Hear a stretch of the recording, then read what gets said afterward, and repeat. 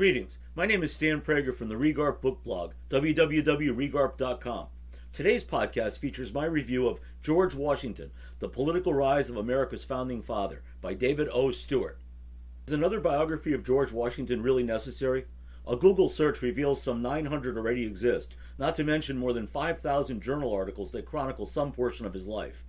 But the answer turns out to be a resounding yes, and David O. Stewart makes that case magnificently with his latest work, George Washington, The Political Rise of America's Founding Father, an extremely well-written, insightful, and surprisingly innovative contribution to the historiography. Many years ago, I recall reading the classic study, Washington, the Indispensable Man, by James Thomas Flexner, which looks beyond his achievements to put emphasis on his most extraordinary contribution, defined not by what he did, but what he deliberately did not do, seize power and rule as tyrant. This, of course, is no little thing, as seen in the pages of history from Caesar to Napoleon. When told he would resign his commission and surrender power to a civilian government, King George III, who no doubt would have had him hanged or worse had the war gone differently, famously declared that if he does that, he will be the greatest man in the world. Washington demonstrated that greatness again when he voluntarily, you might say eagerly, stepped down after his tenure as President of the United States to retire to private life. Indispensable he was. It is difficult to imagine the course of the American experiment had another served in his place in either of those pivotal roles. But there is more to Washington than that, and some of it is less than admirable. Notably, there was Washington's heroic fumble as a young Virginia officer, leading colonial forces to warn away the French at what turned into the Battle of Jumonville-Glen and helped to spark the French and Indian War. Brash, headstrong, arrogant, thin-skinned, and ever given to an unshakable certitude that his judgment was the sole correct perspective in every matter, the young Washington distinguished himself for his courage and his integrity, while at the same time routinely clashing with authority figures, including former mentors, that he frequently left exasperated by his demands for recognition.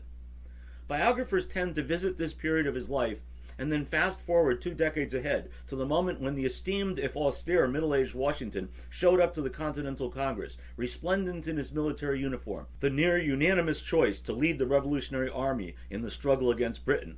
But how did he get here? In most studies, it is not clear. But this is where Stewart shines. The author, whose background is the law rather than academia, he was once a constitutional lawyer who clerked for Supreme Court Justice Lewis Powell Jr., has proved himself a brilliant historian in several fine works, including his groundbreaking reassessment of a key episode of the early post-Civil War era, Impeached, the trial of President Andrew Johnson and the fight for Lincoln's legacy. And in Madison's Gift, 5 Partnerships That Built America, Stewart's careful research, analytical skills, and intuitive approach successfully resurrected portions of James Madison's elusive personality that had been otherwise mostly lost to history. The talent is on display here as well, as Stewart adeptly examines and interprets Washington's evolution from Jumonville-Glen to Valley Forge. Washington's own personality is something of a conundrum for biographers, as he can seem to be simultaneously both selfless and self-centered. The young Washington so frequently in turn infuriated and alienated peers and superiors alike that it may strike us as fully remarkable that this is the same individual who could later harness the talents and loyalty of both rival generals during the war and the outsized egos of fellow founders as the new republic took shape. Stewart demonstrates that Washington was the author of his own success in this arena, quietly in touch with his strengths and weaknesses while earning respect and cultivating goodwill over the years as he established himself as a key figure in the Commonwealth. Washington himself was not in this regard a changed man as much as he was a more mature man who taught himself to modify his demeanor and his behavior in the company of others for mutual advantage. This, too, is no small thing. The subtitle of this book, The Political Rise of America's Founding Father, is thus hardly accidental. The latest contribution to a rapidly expanding genre focused upon politics and power, showcased in such works as John Meacham's Thomas Jefferson, The Art of Power, and Robert Dallek's Franklin D. Roosevelt, A Political Life. Collectively, these studies serve to underscore that politics is ever at the heart of leadership, as well as that great leaders are not born fully formed, but rather evolve and emerge. George Washington perhaps personifies the most salient example of this phenomenon.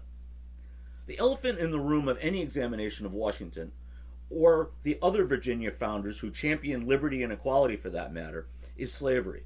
Like Jefferson and Madison and a host of others, Washington on various occasions decried the institution of enslaving human beings. while he himself held hundreds as chattel property.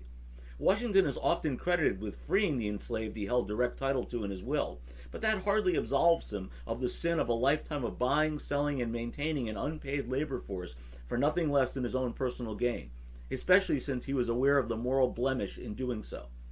Today's apologists often caution that it is unfair to judge those who walked the earth in the late 18th century by our own contemporary standards, but the reality is that these were Enlightenment-era men that in their own words declared slavery abhorrent, while, like Jefferson with his famous wolf-by-the-ear cop-out, making excuses to justify participating in and perpetuating a cruel inhumanity that served their own economic self-interests.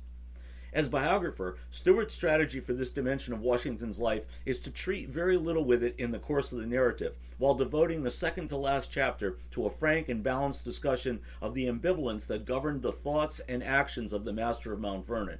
It is neither whitewash nor condemnation. Stewart's study is by no means hagiography, but the author clearly admires his subject. Washington gets a pass for his shortcomings at Drummondville, and he is hardly held to strict account for his role as an enslaver. Still, the result of Stewart's research, analysis, and approach is the most readable and best single-volume account of Washington's life to date. This is a significant contribution to the scholarship that I suspect will long be deemed required reading. Thank you for joining me for today's podcast. I encourage you to share it in your network. Many more reviews on an eclectic array of fiction and nonfiction books are available at Regarp.com and RegarpBookBlogPod.com. Have a great day.